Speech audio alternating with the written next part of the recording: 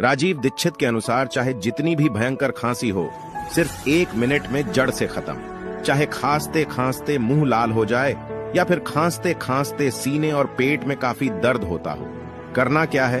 अदरक के एक छोटे टुकड़े को आग में हल्का सा भूनकर उसका छिलका निकालकर उस पर हल्दी पाउडर लगाकर मुंह में रख लें। उसके बाद हल्का हल्का दांतों से दबाते हुए चूसना है।